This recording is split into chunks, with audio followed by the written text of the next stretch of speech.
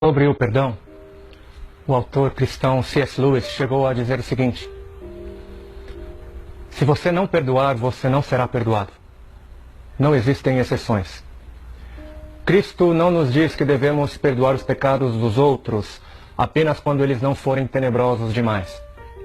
Devemos perdoá-los todos, não importa quão desprezíveis, não importa quão vis ou quão repetitivos sejam. Se não perdoarmos, não seremos perdoados. Mas perdoar seria apenas desistir? O que seria o perdão? O que é perdoar? É esquecer? É não pensar mais na ofensa? É fingir que não doeu? Será que o perdão é algo que acontece num instante, sem que haja um processo? Eu creio que não.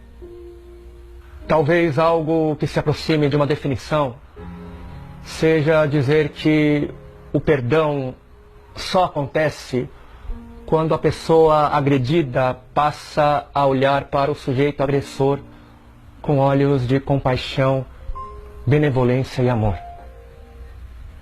A gente percebe que o perdão é real quando a gente passa a olhar para a pessoa que nos agrediu, não com sangue nos olhos, mas com compaixão e amor. Uau! Não foi à toa que o apóstolo Pedro pediu para que a sua fé fosse aumentada. Diante dessa chamada de ter de perdoar a seus ofensores, não foi à toa que Pedro pediu mais fé. E eu não sei se tem gente aqui precisando se ver livre das cobranças deste mundo, porque este mundo cobra da gente o olho por olho e dente por dente. Eu não sei se tem gente aqui precisando se ver livre dos sentimentos de ódio, de vingança. Eu não sei. Mas eu sei que não foi à toa que o Senhor nos deixou essas palavras. Não foi à toa. Jesus sabia que a gente iria precisar delas. Jesus sabia que a gente iria precisar desse caminho do perdão para a gente viver uma vida mais plena. Se assim como o apóstolo Pedro, você precisa de mais fé para perdoar, saiba que a fé vem pelo conhecimento. E existem duas realidades que me ajudam a olhar para o ofensor com mais compaixão, compreensão, mais amor. A primeira realidade diz respeito a uma frase que o Senhor disse enquanto pregado na cruz: Pai, perdoa-lhes porque não sabem o que fazem. Depois de ser preso e julgado por um tribunal corrupto, depois de ser castigado por meio de abusos físicos inimagináveis, depois de ser desprezado pelo mesmo povo que o havia recebido com hosanas poucos dias antes, depois de uma humilhação do tamanho do ser humilhado na cruz, ele fez uma súplica ao Pai.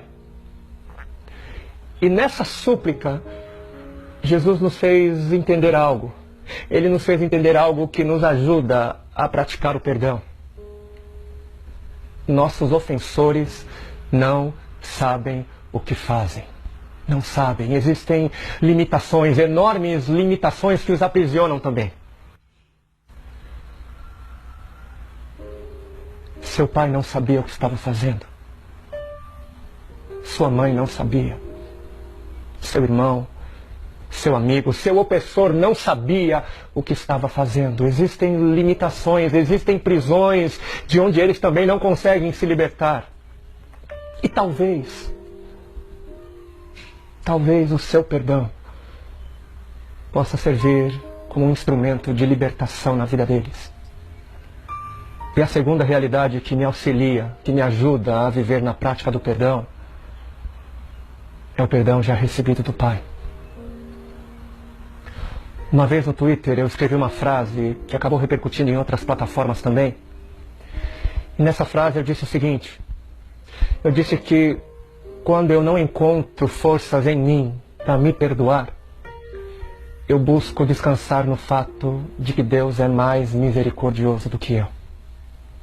Quando eu não encontro em mim razões para me perdoar, eu busco encontrar paz no fato de que Ele é mais gracioso, infinitamente mais gracioso do que eu.